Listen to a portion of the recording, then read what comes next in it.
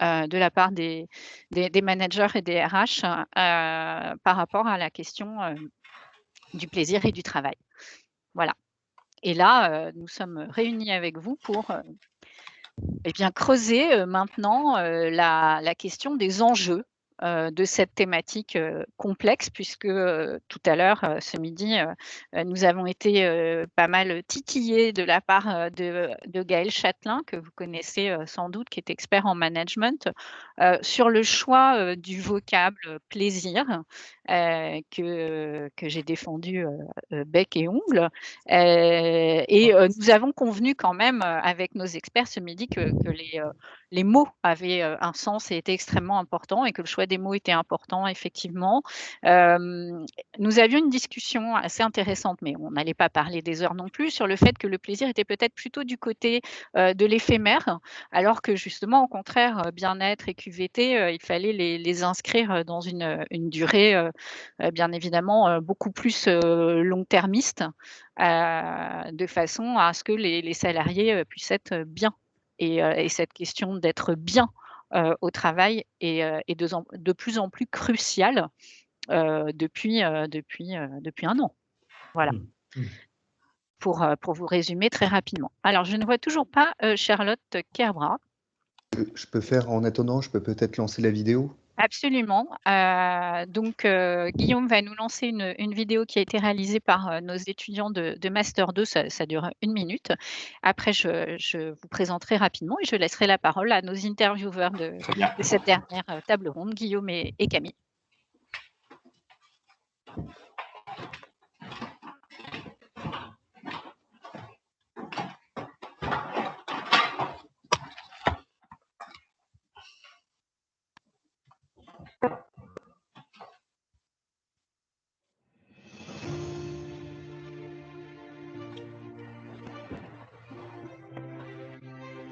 Je suis rigoureuse. Je suis audacieux. Je suis loyale. Je suis persévérant.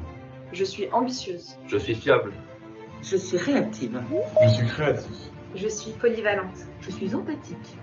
Je suis curieux. Je suis fédérateur. Je suis engagée.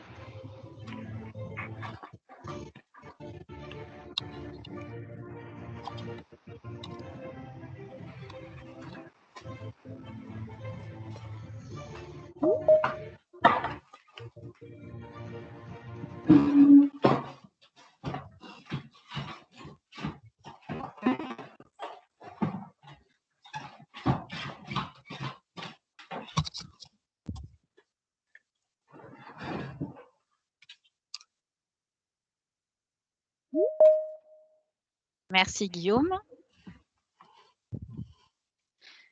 Donc, je vais, Pierre, je t'aperçois, je vais te demander de couper ta caméra, s'il te plaît, pour pouvoir libérer de la bande passante. Merci, Pierre. Tu as remis ta caméra. Voilà, c'est bon. Alors, on va commencer ce dernier échange et puis si Charlotte nous rejoint, eh bien, elle sera absolument la bienvenue. En tous les cas, vu que nous sommes extrêmement nombreux pour ce dernier échange. Charlotte, si vous nous rejoignez en cours de route, surtout manifestez-vous dans le fil de la conversation de façon à ce qu'on puisse vous faire rejoindre nos experts de cet après-midi et qu'on ne vous oublie pas parmi les 170 participants. Alors, merci Kevin et Louis-Laurent d'avoir accepté notre invitation. Donc, Kevin, vous êtes dirigeant d'une start-up innovante. Vous êtes DRH, pardon, d'une start-up qui se veut innovante en termes de gestion RH, une start-up qui s'appelle Germinal. En plus, qui a un nom particulièrement original. Vous allez nous parler de cela tout à l'heure. Et petite particularité, c'est que vous n'avez pas de formation RH à l'origine, me semble-t-il, avec une formation qui s'articule plutôt autour du marketing. Exactement. C'est ça. J'ai relevé dans votre profil deux de vos mottos principaux. Le premier, c'est que vous dites « un travail, c'est censé donner de l'énergie et pas en voler ». Là, c'est quelque chose sur lequel Guillaume et Camille, on va pouvoir rebondir aussi. Et puis, de la même manière, vous dites le travail doit nous donner la pêche et non pas nous drainer. C'est-à-dire qu'effectivement, le travail ne doit pas extraire de nous notre substantifique moelle jusqu'à ce qu'il ne reste plus rien. Donc, on va parler de tout cela.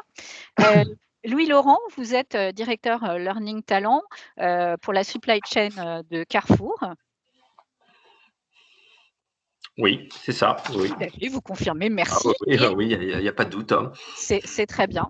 Et vous avez écrit un article pour Le Figaro en 2003 qui s'intitulait « Pour en finir avec le syndrome du leader maximo ». Alors, leader maximo, voilà une expression bien intrigante et en tous les cas bien challengeante, que vous allez certainement nous détailler tout à l'heure. Donc, je laisse la parole à Guillaume et Camille. Chers participants, n'oubliez pas, vous pouvez poser des questions dans le fil de la discussion. Je les relayerai au fur et à mesure ou au moment opportun. Et n'hésitez pas à live tweeter également avec le hashtag MeetupRH 2021. Camille et Guillaume, je vous laisse la parole. Donc déjà, bonjour à vous, bonjour à tous. Pour commencer donc cet afternoon break, j'aimerais faire un petit coucou littéraire à donc, tous les participants en vous lisant la phrase suivante. « Quand le travail est un plaisir, la vie est belle, mais quand il nous est imposé, la vie est un esclavage. » Alors, pour vous replacer un peu le contexte, c'est une citation qui vient du livre « Les bas-fonds de Maxime Gorky » qui se situe dans la Russie des Tsars. Donc, autant vous dire que c'était à aujourd'hui deux sons, deux époques. Et donc, du coup, à aujourd'hui, qu'est-ce qu'il en est? Et la première question est la suivante. Plaisir et travail, cette alliance peut-elle être, est-elle et comment est-elle corrélée à la performance? On attaque fort. Hein. Ah oui, alors là, on attaque fort. Non, mais c'est la question directe, mais c'est bien. Au moins, vous posez les bonnes questions. Parce que, alors effectivement, alors vous savez, je pense que vous l'avez dit pendant le colloque, hein, même si beaucoup de gens s'interrogent sur l'étymologie du mot travail, celle qui est la plus connue, hein, c'est tripalium. Hein. Donc, effectivement, c'est pas quelque chose de particulièrement positif. Quoi. Donc, pour répondre à votre question, effectivement, quel est le lien entre bonheur et performance? Alors, bon, moi, je vais peut-être mettre les pieds dans le plat. Hein. On n'a pas beaucoup de temps et puis on ne doit pas parler pendant trop longtemps. Mais pour le coup, ce qu'on entend tout le temps, enfin, ce qu'on entend déjà depuis les années 70, hein, donc ça ne remonte pas, hein, le fameux courant des relations humaines, c'est que grosso modo, si on veut être performant, il faut que les gens soient heureux. Ah, voilà. Si les gens sont heureux, ils vont être performants. Bon, c'est répété comme ça, sans trop qu'on se pose la question, parce que ça a l'air évident comme ça, d'un point de vue intuitif. Alors moi, je le dis tout de suite, ça pose le débat, absolument pas d'accord avec ça.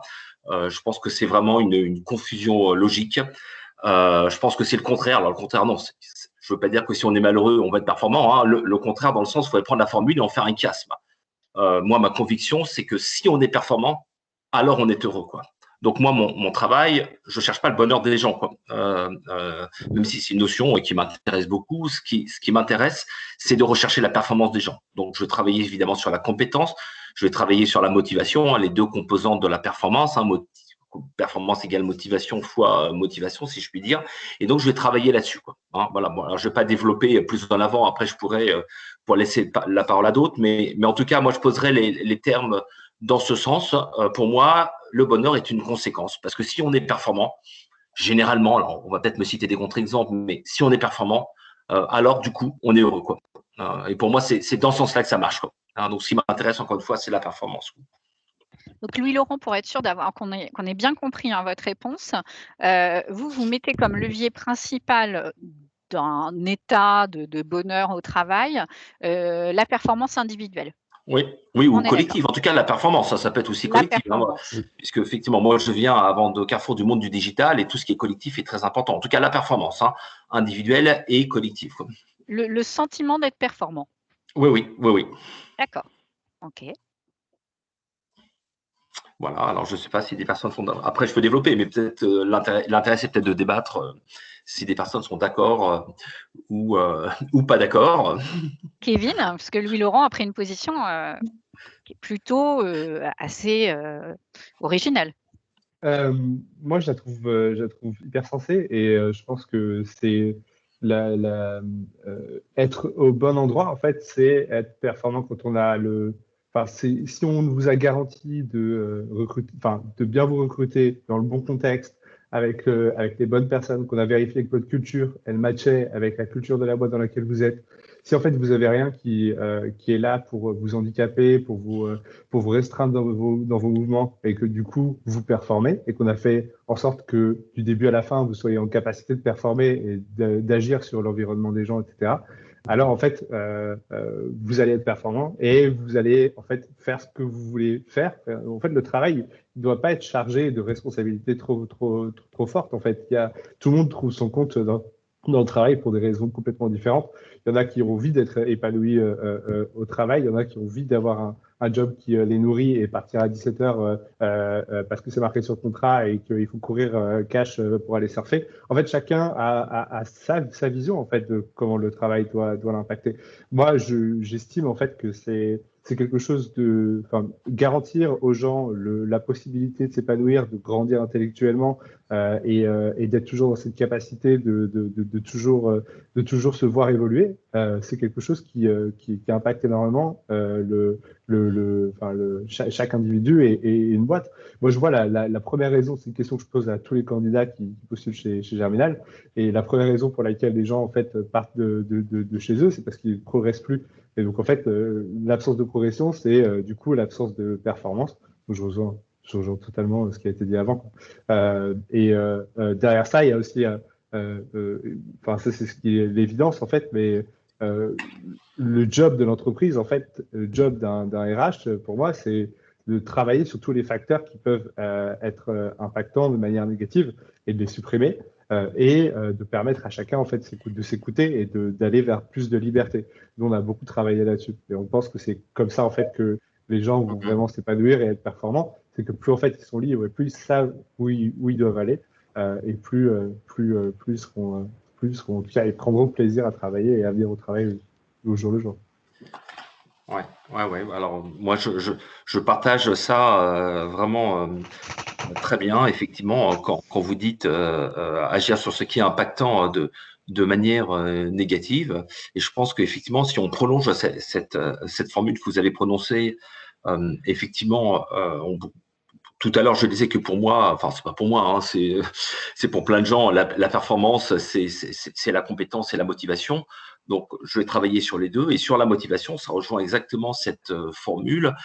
Peut-être l'enjeu, on nous dit toujours, oui, il faut arriver, l'enjeu, le bon manager, c'est celui qui motive les gens. Bon, j'ai mis un peu de temps à le comprendre, mais on peut motiver que des gens qui sont déjà motivés. Alors, quelqu'un qui n'est pas motivé à la base, pour qui son travail est un travail alimentaire pour telle et telle raison, effectivement, on n'arrivera jamais à rien. Mais en revanche, quand on a fait du bon recrutement et qu'on a des gens qui sont motivés, effectivement, on doit s'arranger. Et tout l'enjeu, et c'est peut-être pas très ambitieux, mais c'est très difficile, à préserver la motivation des gens. Et donc, effectivement, enlever ce qui peut être impactant de manière négative, pour reprendre une fois de plus votre formule, je trouve que c'est intéressant. Voilà, quand j'ai des gens qui sont motivés, comment faire pour préserver la motivation? Puisqu'effectivement, il faut bien faire la distinction entre on va dire la non-motivation et la démotivation. Donc, pour moi, sur la non-motivation, il n'y a rien à faire, si ce n'est à se dire au revoir, en revanche, sur la démotivation, il peut y avoir des choses à faire. Comment éviter que les gens se démotivent, Et donc, effectivement, pour moi, ça passe par le management. On dit toujours la formule, on balaye un escalier par le haut.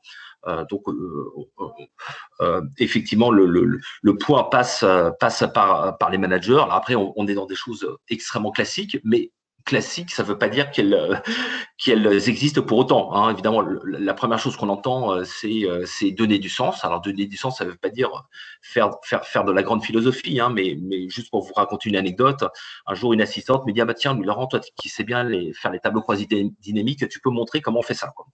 Donc, je viens, je lui donne un petit coup de main et je lui dis « Tiens, en fait, ton tableau, il sert à quoi ?» Et elle me dit « Je ne sais pas. » Mon chef m'a pas expliqué. Donc, en fait, cette femme, elle était prise comme une sorte de machine qui était tout juste bonne à mettre des chiffres dans des cases.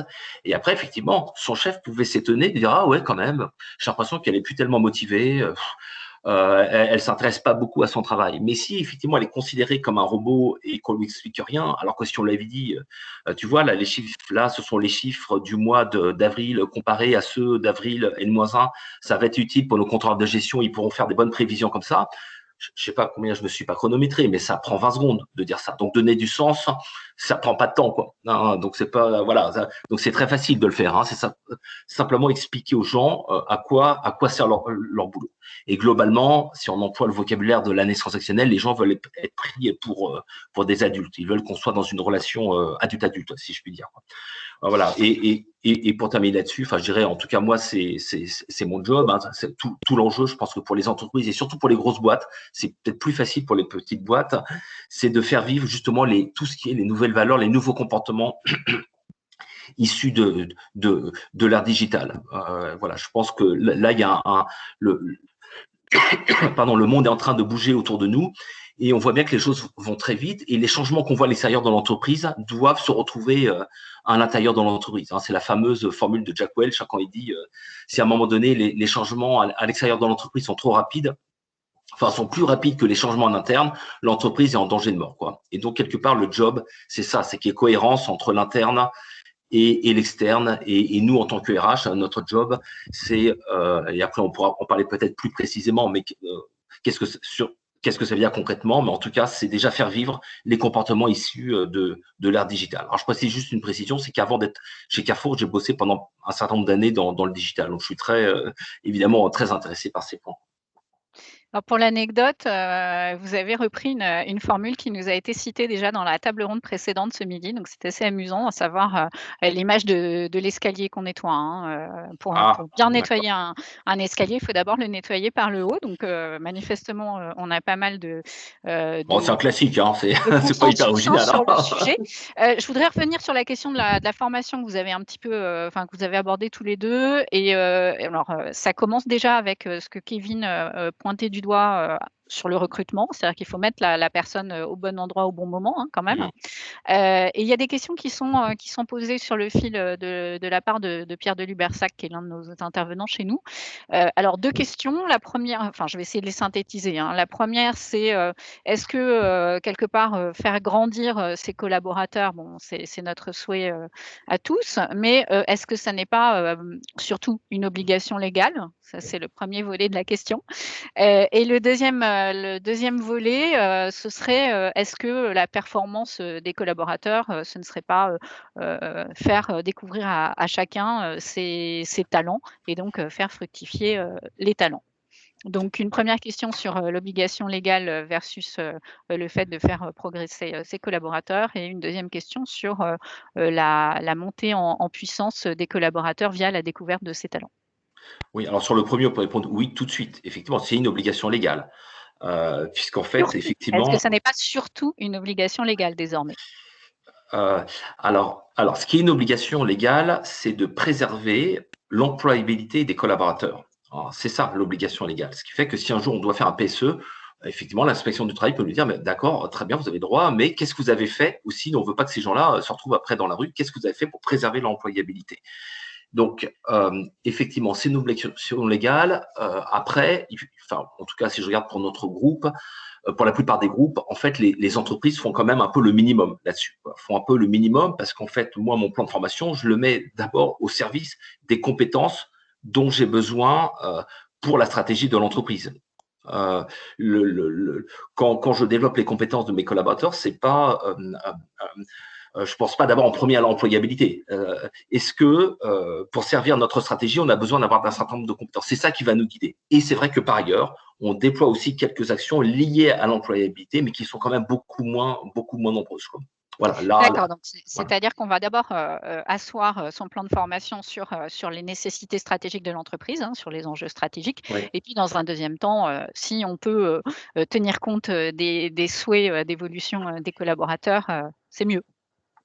Oui, oui, en résumé, c'est un peu ça. J'ai résumé de manière très Voilà, oui. cynique. Hein, Oui, mais, oui, oui, oui, oui, oui, oui, oui, oui, oui, oui, c'est un peu ça. Alors ensuite, effectivement, faut être pragmatique. Hein, ouais. oui, oui. Alors après, effectivement, comme dans toutes les grosses entreprises, on ne peut pas s'occuper de tout le monde. C'est pas possible, quoi. Hein, il faudrait qu'il y ait un RH pour 200 personnes. Donc, personne ne peut se permettre de faire ça. Donc, effectivement, et ça rejoint votre deuxième question sur les talents, c'est qu'effectivement, en fait, pour le dire vite, on utilise des systèmes de 9box, type la 9box de McKinsey. Et puis, grosso modo, vous êtes vous êtes un super performant et vous avez beaucoup de potentiel. Bah là, on va vraiment, pour le coup, là, vous êtes un talent. Et là, on va faire on va s'occuper de votre carrière vraiment, quoi. Hein. C'est-à-dire, on va s'occuper de vous parce qu'on veut vous garder. Et si vous êtes milieu de classement, bah là, vous avez le droit. Là, on va dire, c'est le prêt-à-porter. Là, c'est le prêt-à-porter. Dans un cas, c'est le sur-mesure et dans un autre cas, c'est le prêt-à-porter. Donc, le prêt-à-porter, c'est bien le prêt-à-porter. Hein. Dans les groupes du CAC 40, on a des gros plans de formation avec plein d'argent. C'est bien, mais c'est du prêt-à-porter parce qu'effectivement, on ne peut pas individualiser la relation. Ça serait complètement naïf d'imaginer aucune entreprise ne peut faire ça. Mais en revanche, si vous êtes tagué comme talentueux, alors là, pour le coup, c'est plus le prêt-à-porter, c'est le sur-mesure. Et là, vraiment, vous avez des programmes spéciaux, des entretiens carrière spécifiques, des coachings. Voilà, on vous bichonne, quoi. Mmh.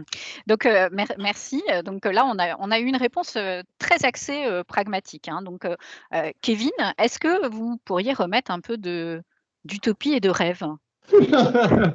Et si j'avais envie d'être pragmatique, moi aussi, qu'est-ce que je fais? Eh ben, peut-être vous pouvez. Non, mais peut-être qu'on va aller. Moi, j'en ai en même temps. Essayez quand même de faire en sorte que nos étudiants restent dans l'école, s'il vous plaît. Non, je plaisante, mais alors je vous invite sur cette question à donner votre sentiment. Dès qu'on parle en fait d'obligations légales, moi ça m'embête un peu parce que je suis toujours dans une situation où je me dis mais en fait c'est quelque chose que j'ai envie de faire naturellement et en fait je veux sortir du cadre légal pour le dépasser parce que aussi j'en ai les moyens et que j'ai pas une entreprise comme Carrefour à gérer. J'ai 30 salariés et que du coup je peux beaucoup plus m'investir sur le développement de chacun. Donc, il y a vraiment ce truc de passage à l'échelle que moi, je ne connais pas et sur lequel je ne peux pas du tout parler, qui est vraiment, voilà, comment ce qu'on fait quand on a 200 personnes, 300 personnes, 1000 personnes, etc. Et par contre, ce que je vois aujourd'hui, c'est qu'il y a eu un peu une pratique qui s'est fait ces dernières décennies, on va dire, sur la formation. C'est-à-dire que quelqu'un qui attend la formation, en fait, va vraiment l'attendre, quoi. Comme si, en fait, il ne pouvait pas se former par lui-même ou en allant parler à ses pairs ou en allant parler ou en allant à des conférences, des choses comme ça. Dans le monde des startups, dans l'écosystème startup, on a vraiment une hygiène de formation qui est hyper personnelle et qui est hyper autonome, en fait. On va plutôt chercher à avoir des accès à des plateformes sur lesquelles on peut s'auto-former. Il y a énormément de choses. Moi, je viens du monde marketing, mais dans le monde RH, c'est pareil. Il y a énormément de données disponibles sur Internet. Et moi, je me suis formé à mon rôle de RH, surtout sur l'aspect légal et admin, grâce à Internet. Je suis pas passé par une formation accréditante ou je sais pas quoi, en fait. Et donc, du coup, ça m'a permis de me concentrer vraiment sur mes besoins et sur quels étaient mes problèmes et comment je pouvais les régler en me formant de manière très immédiate, en fait. Et ça, je pense que c'est quelque chose qui a été un peu, qui vient un peu du monde scolaire, qui est vraiment ce truc de en fait, il faut que je prenne mes formations de manière hyper paquée, hyper volumétrique sur plusieurs semaines, et à la fin qu'on me donne un papier pour dire que j'étais bon. Et en fait, là maintenant, je sais. Non, en fait, nous, ce qu'on recherche plutôt dans les startups, c'est plutôt j'ai un problème, comment est-ce que je fais, je vais le régler, et j'espère que la formation, elle sera pas plus grande que 2 heures, parce qu'elle doit m'aider à traiter ce micro-problème. Et donc, on est vraiment dans une culture on va tous se former et tous essayer d'évoluer tous les jours. Et nous, en termes de valeur, en termes de culture de boîte, on se dit vraiment que si on n'a pas progressé par rapport à la semaine précédente, c'est qu'il y a un problème. Et donc, du coup, qu'on doit le régler. Et moi, j'ai des discussions avec des gens où, en fait, ils disent, ça fait 3 semaines, j'ai pas progressé, quoi. Et il y a des espèces d'impatience, en fait, de génération aussi, d'espèces de boulimie de savoir et de boulimie de progression qui est hyper forte. Et je pense aussi que c'est justement le rôle des organisations aujourd'hui de réussir à trouver en fait les bons prestataires, les bons coachs, les bonnes personnes qui peuvent justement venir à la carte à des moments pendant de très courtes durées, ce qui potentiellement peut répondre aux problèmes de progression personnelle, quoi. C'est intéressant. C'est vraiment intéressant parce qu'on voit justement en fait l'avis de deux types d'entreprises, deux structures assez différentes. Je trouve que c'est un facteur qui a c'est un véritable impact. Bonjour Charlotte, bienvenue. Oui. Oui. Alors, en fait, je crois qu'il y a eu un malentendu, puisqu'en fait, je viens de relire nos échanges de mails. Oui. En fait, je vous avais dit 16 heures au tout début. Oui. Et en fait, le domaine a changé et elle s'est impliquée dans le programme que je vous ai envoyé, donc c'était 15h30. Ah, et c'est vrai que je n'ai pas pensé à vous renvoyer un mail. Et, Alors, Myriam, votre micro est désactivé. Ok. Et il y avait une autre partie de la question, du coup, qui était… Oui, désolé, j'étais un peu en… Alors, donc, en fait, donc, ce qui est intéressant, c'est qu'on voit justement que vous êtes deux types de structures différentes, mais j'ai l'impression que quand on parle de plaisir au travail, il y a un impact justement qui est le plus souvent, en fait, quand on voit justement des articles dessus, c'est souvent des entreprises en bonne santé économique. Est-ce que c'est justement essentiel pour se focaliser sur le plaisir au travail, ou c'est même dans des situations plus compliquées, c'est toujours possible de s'y intéresser? Oui, c'est une bonne question. Alors, j'essaie de réfléchir à des exemples, effectivement. Donc, en tant qu'ancien consultant, j'ai travaillé pour une bonne vingtaine de sociétés. J'essaie de les screener pour voir s'il y a une relation de cause à effet, quoi. Alors, effectivement, c'est vrai que dans les entreprises qui ont des moyens, vous allez bénéficier de conditions de vie qui sont très agréables. Mais encore une fois, ce qui importe, si vraiment on veut parler de bonheur au travail, c'est votre job. Donc effectivement, vous pouvez être dans une super boîte où vous avez un CE, un super CE avec des tickets de cinéma gratuits, des baby-foot et plein d'avantages. Si votre travail il a pas de sens, il a pas de sens, quoi.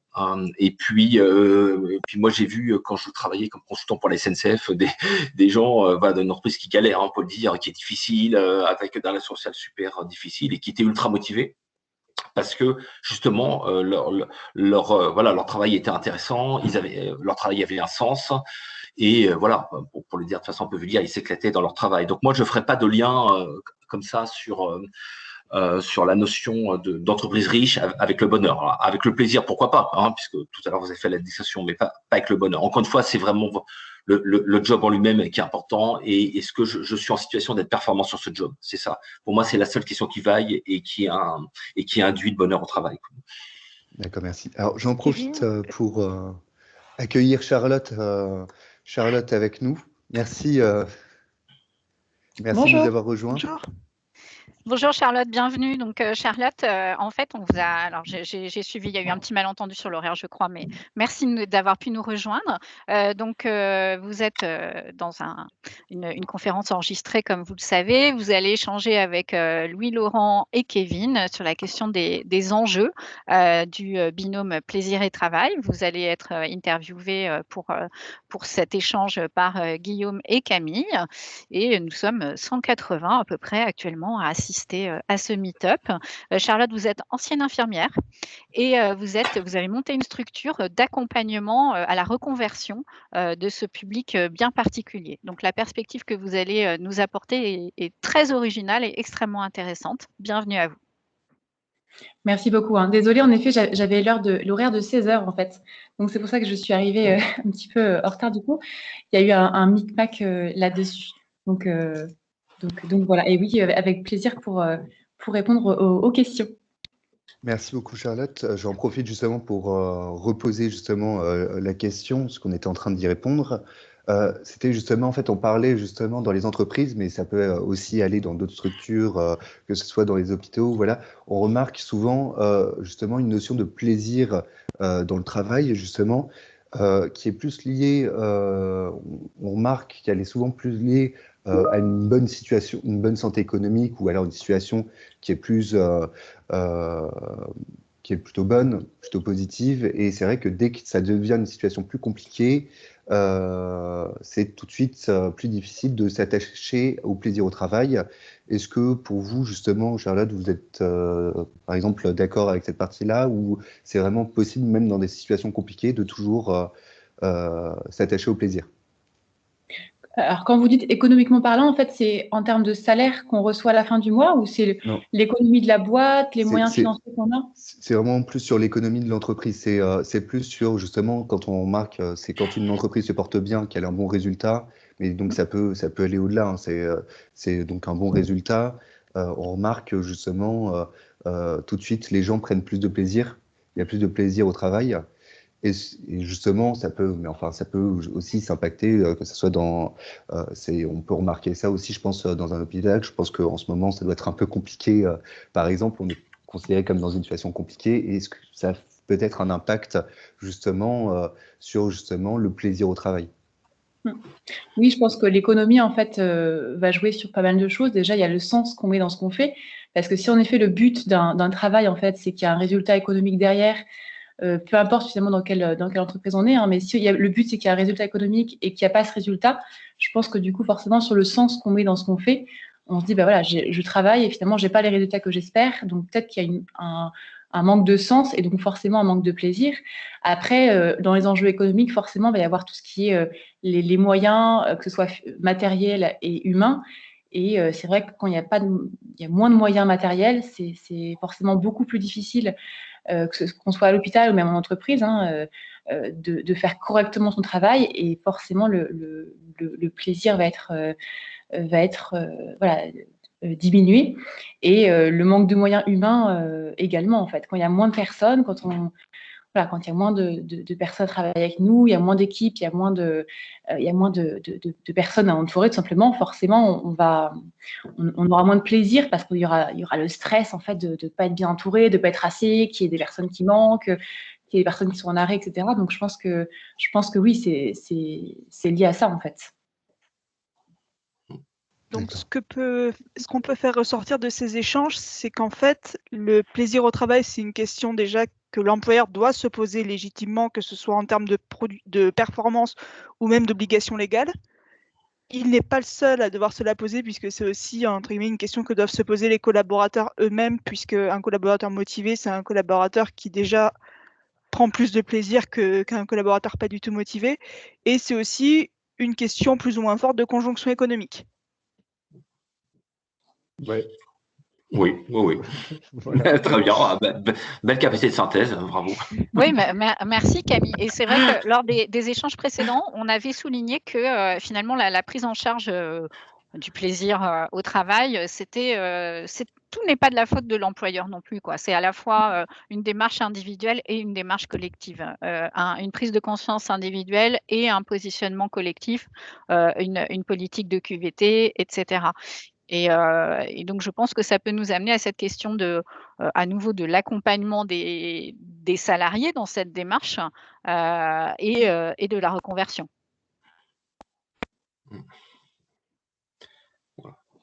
Guillaume? Voilà. Alors oui, on va continuer justement. On va prendre la suite justement. Alors là, on passe un peu à un autre sujet. On a remarqué qu'il y a de plus en plus de labels justement, Good Place to Work, voilà, qui arrivent.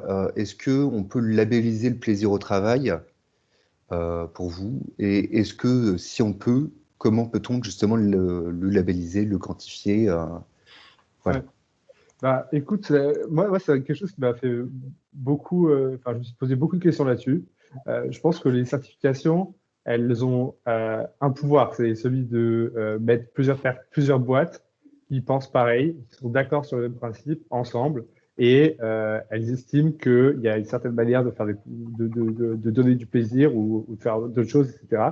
Et que en fait, c'est comme ça qu'il faut le faire. Tu vois, en ce moment, il y a chez les start-upers, tu as un truc qui est sorti qui s'appelle le Parental Act, qui dit en fait que tu c'est devenu un label, et c'est toutes les startups qui veulent payer 30 jours de congé paternité pour pallier aux inégalités actuelles entre les sexes.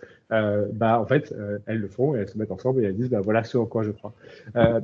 Donc, je trouve que c'est d'une partie, il y a des certificats qui sont vraiment intéressants qui ont vraiment comme volonté en fait d'avoir un impact sociétal. Donc du coup, c'est ce que je pense que ça c'est vraiment cool. Et après il y a les certificats qui sont là plus pour faire un peu joli et pour vous convaincre en fait que d'avoir le petit logo sur votre site web en fait ça va être magnifique. Et cela je les critique un peu plus. Et je trouve aussi qu'en plus ils ont un autre effet qui est un peu badant, qui pour moi qui est qu'en fait on vous retire un peu votre culture quoi. En fait d'un seul coup il faut se conformer à une autre manière de faire les choses, alors que vous avez potentiellement une manière de voir le plaisir au travail ou l'épanouissement personnel des gens d'une manière très spécifique. Et donc moi, à chaque fois, en fait, par exemple, il y avait des gens dans mon équipe qui voulaient être certifiés B Corp, ou voulaient devenir une entreprise B Corp, et j'ai regardé ce qu'il y avait dedans, et je me suis dit, en fait, non, il y a certains choix que moi, je ferais qui seraient beaucoup plus forts, d'autres qui, j'estime, genre, sont infaisables parce qu'on n'est pas dans la bonne industrie, etc. Et donc, du coup, ça me frustre. Et donc, en fait, on va créer nous-mêmes, en fait, notre propre manière de faire les choses. Et donc, on a créé une équipe de plein d'équipes différentes, donc mélanger de plein de professions différentes.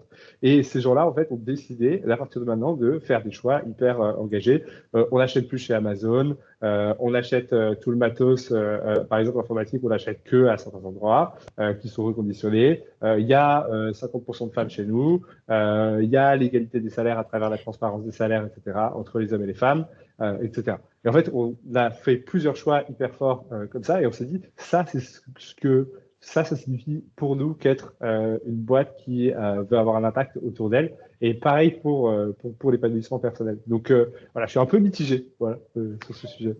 Donc est-ce qu'on pourrait dire que, à la manière de ce qui s'est passé dans les années 2010 au niveau des prises de conscience environnementales, ce qu'on appelait le greenwashing, on a plus ou moins la même chose qui se fait, on pourrait presque appeler ça du great washing, c'est les entreprises qui mettent en avant plein de labels et au final, quand on gratte entre guillemets un peu le vernis, c'est moins reluisant. C'est ça. Oui, bien sûr, c'est ça. Oui, c'est exactement ça. Oui, bien sûr. Oui, on a parlé aussi. Je fasse attention à ce que je dis, mais oui, grosso modo, c'est ça. C'est quand même très marketing, avec quand même des doutes sur l'efficacité, parce que je ne sais pas s'il y a vraiment des gens qui vont venir chez vous parce que vous avez le label Great Place to Work ou je ne sais quoi. Mais voilà, moi aussi, enfin bon, je ne veux pas trop m'étendre sur le sujet, mais parce que c'est ce qui a été dit avant par Kevin, pour moi est très juste. Je suis aussi un peu mitigé. Voilà. Ensuite, effectivement, bon, voilà, ça permet peut-être parfois de faire des prises de conscience, mais et encore, je doute un peu. Oui, bien vu Camille, hein, great washing ou on a parlé aussi beaucoup de cosmétiques RSE, c'est-à-dire que tous ces labels, c'est bien joli, mais est-ce que c'est pas, comme vous l'avez dit, hein, Camille, du vernis et puis derrière, finalement, est-ce qu'il y a quelque chose qui s'incarne? Et ça rejoint justement Kevin ce que vous disiez sur l'envie d'être en accord avec ces labels qui finalement sont des espèces de cadres contraignants et vous derrière, vous pouvez tout à fait avoir envie de faire autre chose que ce que les labels vous suggéreraient de faire et pour autant, c'est certainement beaucoup plus approprié à vos collaborateurs que de toute façon vous connaissez bien plus intimement, enfin, de manière bien plus précise que l'organisme de labellisation, bien évidemment. Et dans ce contexte-là, je voulais interroger Charlotte par rapport à sa mission professionnelle. Moi, déjà, Charlotte, est-ce que vous pourriez nous la décrire en quelques mots? Et on aimerait savoir, est-ce que le public très particulier que vous accompagnez reste dans des domaines plutôt socialement engagés ou pas et pourquoi ce besoin, cette nécessité de reconversion? Enfin, plutôt dans l'autre sens, les 2 questions. Pourquoi cette nécessité, ce besoin de reconversion et est-ce que ces personnes restent dans des secteurs plutôt engagés socialement?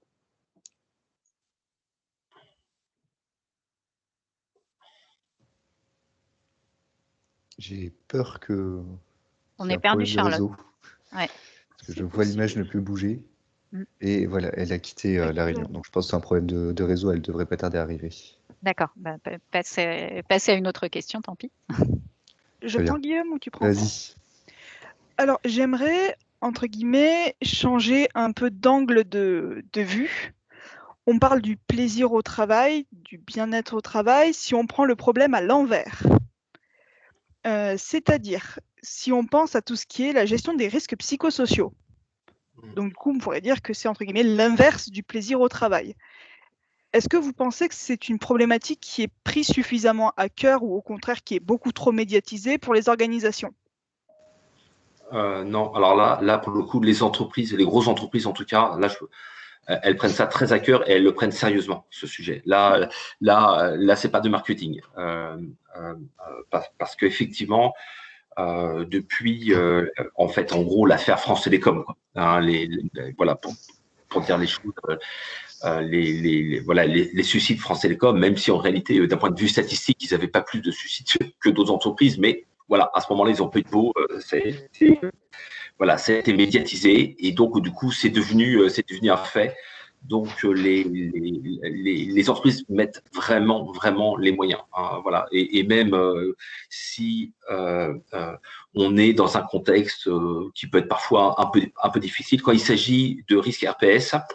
Là, enfin, je dirais, les budgets sont ouverts. Voilà, on fait ce qu'il faut. En tout cas, on essaye de faire ce qu'il faut. Quoi.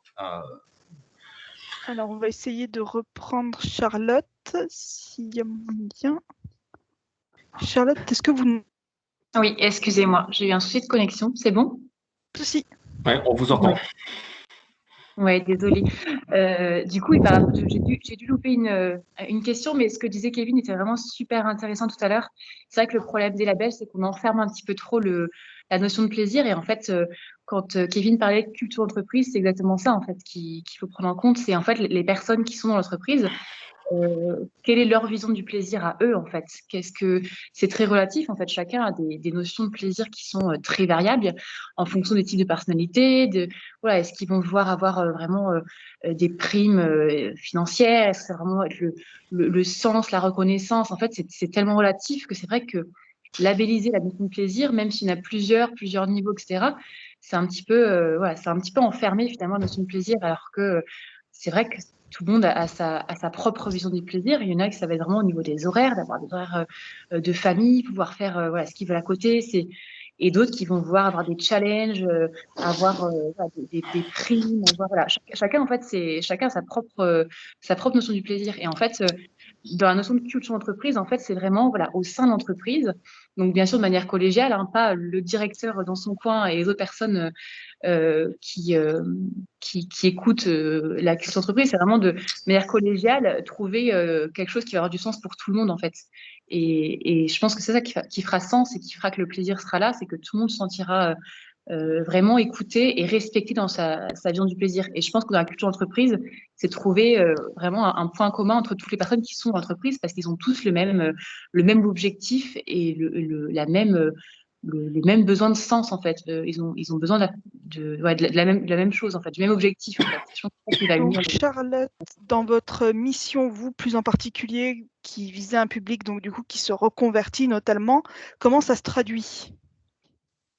En fait, ce qui est intéressant, en fait, c'est que donc j'ai d'abord mon regard d'infirmière, en fait, quand j'étais infirmière et que je travaillais. Donc cette culture d'entreprise, j'ai bien vu dans différents hôpitaux et différents endroits. Là, j'ai le regard, en fait, où j'accompagne des infirmières en reconversion, donc j'ai leur propre retour d'expérience de voilà à quel moment elles n'ont plus de sens, elles n'ont plus ce plaisir au travail. Et j'ai aussi le regard, en fait, où comme je crée mon entreprise et j'ai des salariés, des freelances, etc., qui travaillent avec moi, voilà, comment est-ce que moi, du coup, maintenant, je peux créer cette culture d'entreprise. Et en fait, c'est vrai qu'il y a différents niveaux.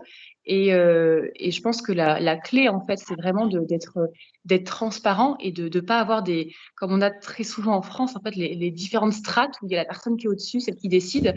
Chacun a voilà, sa propre zone. Et vraiment, on arrive à se réunir tous ensemble pour parler de manière vraiment transparente, en fait, de nos valeurs, de nos objectifs. Et je pense que si on arrive à faire ça, en fait, voilà, forcément, c'est beaucoup plus facile. Après, moi, j'ai une petite entreprise, j'ai pas comme dans des gros hôpitaux des milliers de personnes. Donc, je pense que c'est d'autres problématiques, forcément, quand il y a beaucoup plus de salariés et de personnes dans l'entreprise. Donc, je pense qu'en fonction de l'entreprise, il y a différentes stratégies à adopter.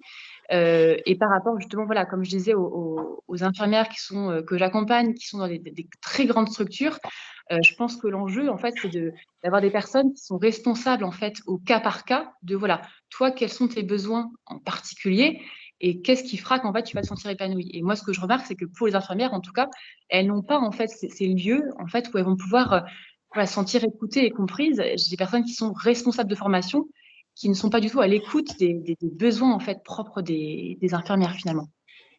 D'accord, donc il y a un décalage. Non, c'est intéressant. Moi, j'aimerais bien rebondir sur ce que vous avez dit, parce qu'effectivement, ça me parle beaucoup. Je trouve que c'est vraiment intéressant d'avoir invité une personne qui s'occupe de reconversion, puisqu'effectivement, on met beaucoup de choses sur le dos de l'entreprise. Mais quand je vous entends, moi, ça me fait penser à une expérience que j'ai eue il y a quelques années quand je travaillais dans l'industrie pharmaceutique. J'étais très étonné, parce qu'autour de moi, j'avais pas mal de collègues qui étaient médecins, mais voilà, qui étaient dans une entreprise, quoi. Et je me rappelle d'un collègue qui était cardiologue et vraiment un jour, voilà, on était devenus un peu potes. Et j'ai dit, mais quand même, je comprends pas, quoi. Tu pourrais sauver des vies. Et puis, en fait, tu fais des PowerPoint comme moi, voilà, qui a fait une pauvre école de commerce. Vraiment, j'avais du mal à comprendre. Et en fait, j'ai compris qu'en fait, beaucoup de gens ne font pas ce qu'ils veulent, mais font ce qui a été rêvé pour eux par leurs parents, quoi. Au lieu de vivre leur vie, ils vivent la vie qui est rêvée pour eux par d'autres. Et j'étais très étonné de voir qu'un certain nombre de personnes, par exemple, alors c'est un exemple, avaient fait des études de médecine, mais n'avaient absolument pas envie d'être médecin, ne supportaient pas les malades. Et à un moment donné, arrivé le moment de vérité où il fallait vraiment travailler, ils se dit, bon, bah, qu'est-ce que je vais faire? Bon, je vais aller dans l'industrie pharmaceutique, ça ressemble un peu à médecine.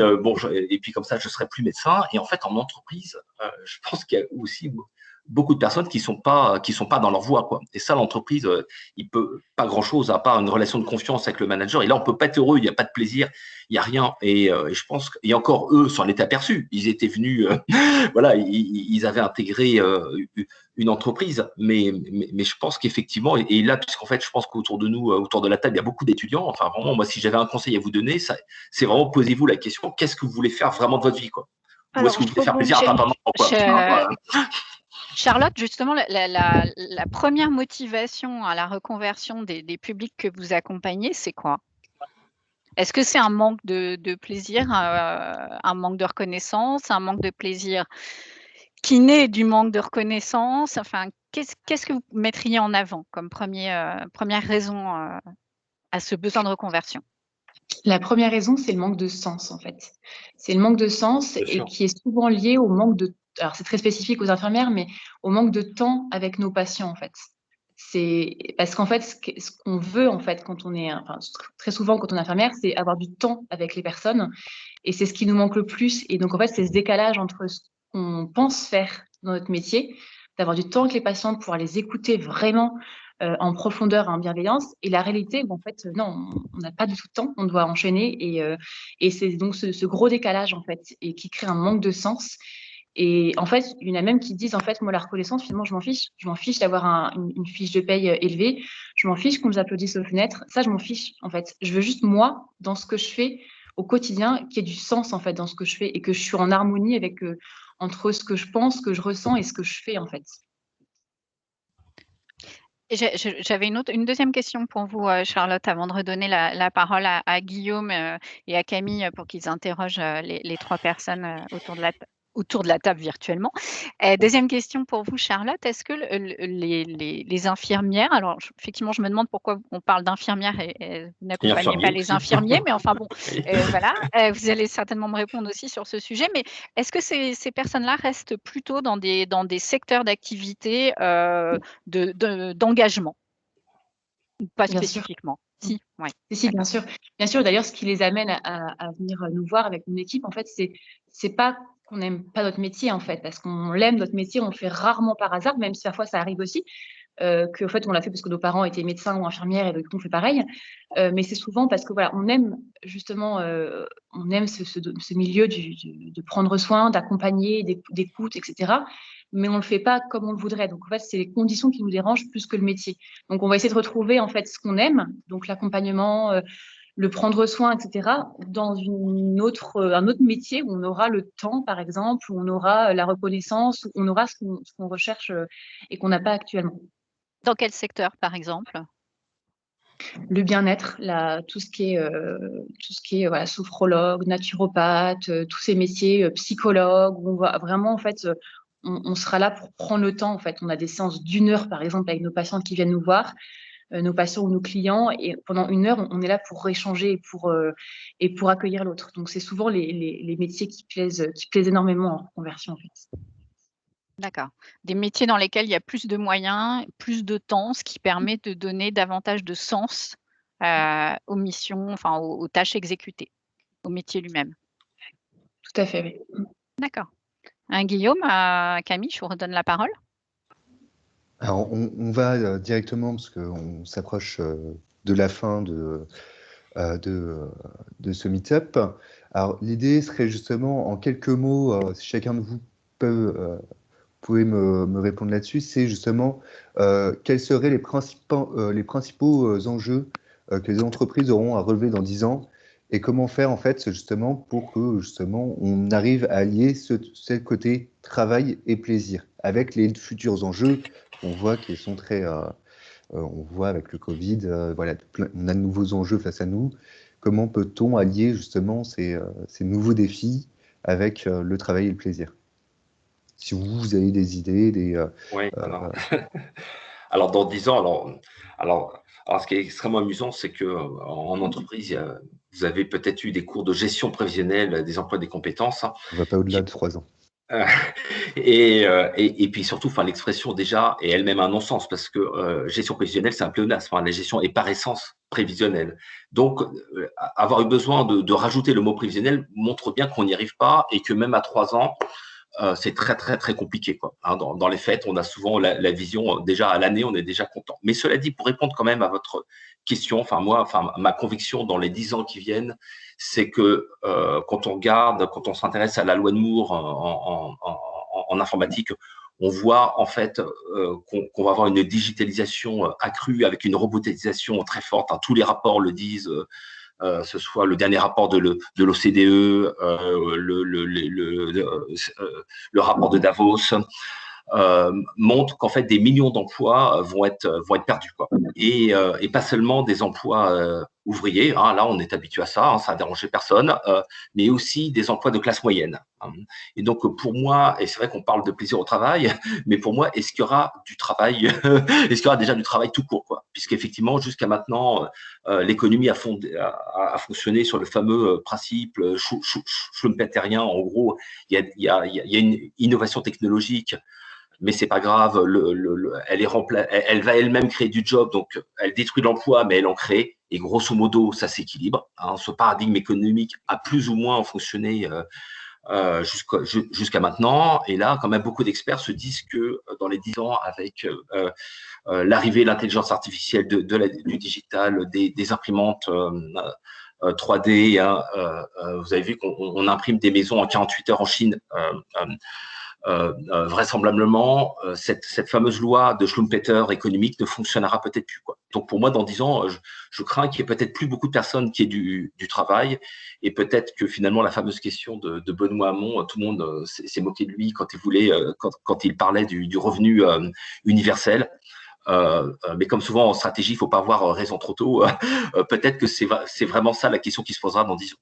Voilà. Alors, oui, juste... excusez-moi Camille, je vous coupe 2 minutes, mais c'est vrai que la question que pose Guillaume est assez ambitieuse, parce qu'arriver à avoir une projection sur 10 ans à l'heure actuelle, sachant qu'on ne sait pas du tout de quel côté de la balance on va basculer, est-ce qu'on va basculer dans une crise économique ou au contraire dans une période de recroissance économique, comme on a pu, de reconstruction même, comme on a pu le connaître au sortir de certaines crises, guerres que vous avez tous en tête.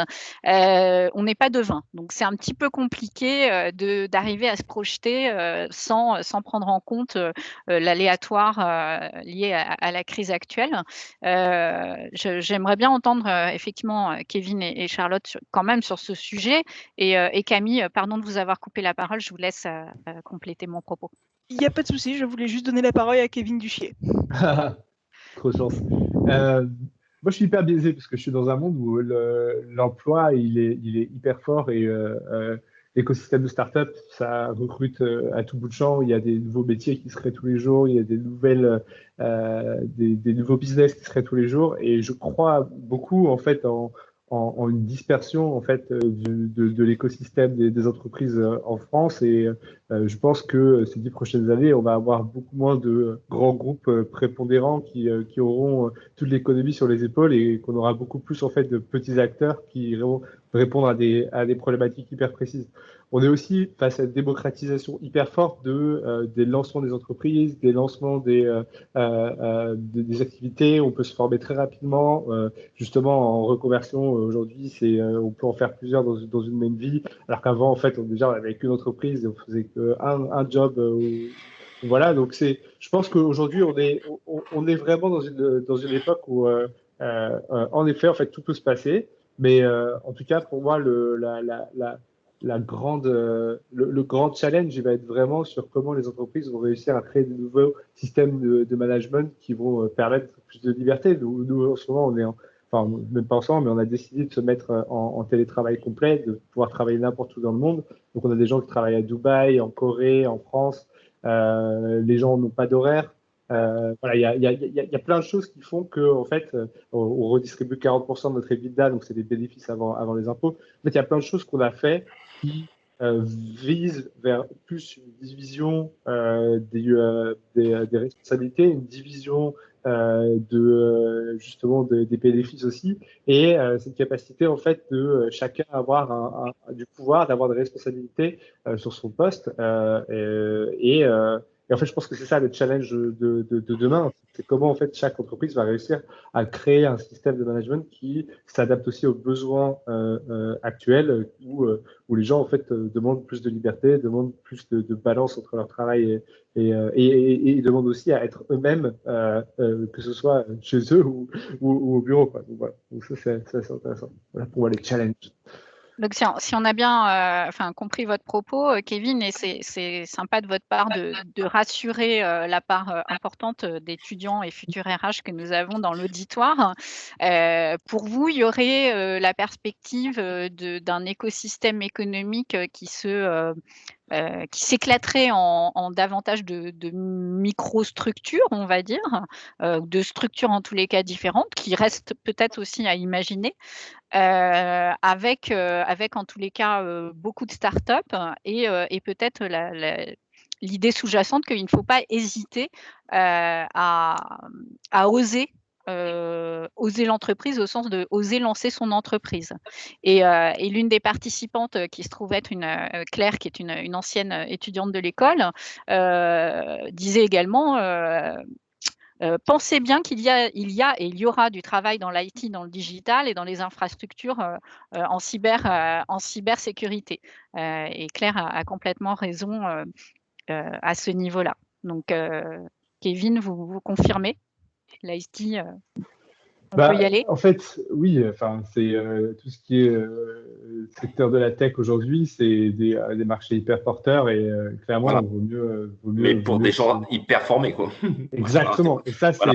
c'est pour ça que c'est la grosse problématique aujourd'hui. En fait, quand on parle un peu en mode, comme des riches, quoi. En fait, là, la fameuse destruction créatrice, en fait, elle oublie en fait le fait qu'on a quand même des gens qui sont, on est quand même dans une transition de génération de personnes qui n'ont pas connu Internet à en fait des gens qui le connaissent et le maîtrisent parfaitement. Et moi, j'ai travaillé avec deux gamins de 19 ans qui ont lancé leur boîte qui ont lancé 3 boîtes à 19 ans et qui ont monté une qui marche super bien à 20 ans. En fait, vous vous rendez compte, en gros, que oui, il y a des secteurs qui marchent super bien. D'un point de vue très macro, il y a clairement un clivage qui n'a pas fini d'avoir un impact négatif entre les générations qui ont été formées avec Internet et celles qui n'ont pas été, quoi.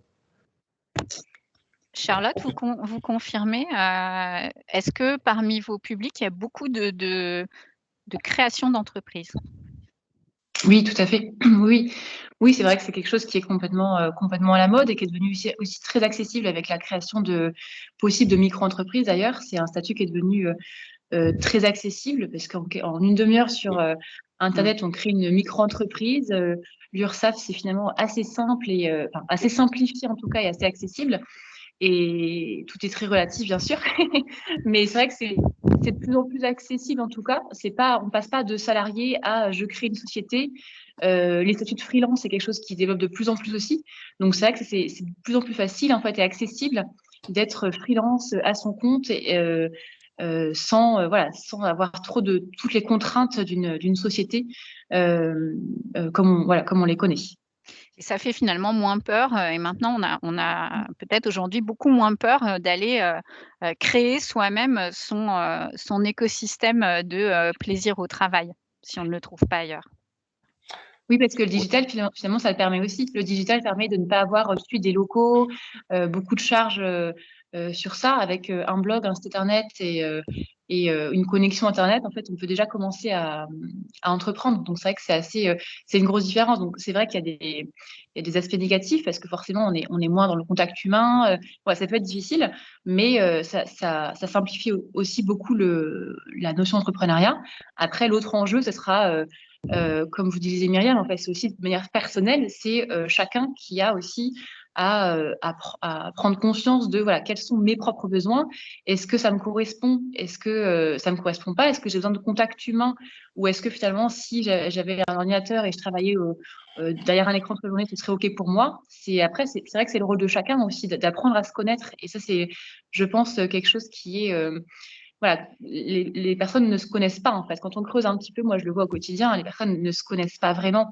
Donc c'est vrai qu'il y a un enjeu au niveau de la société, mais aussi au niveau de chacun, de se dire ok, là je me prends en main et j'apprends à savoir quels sont mes besoins, qu'est-ce qui me correspond.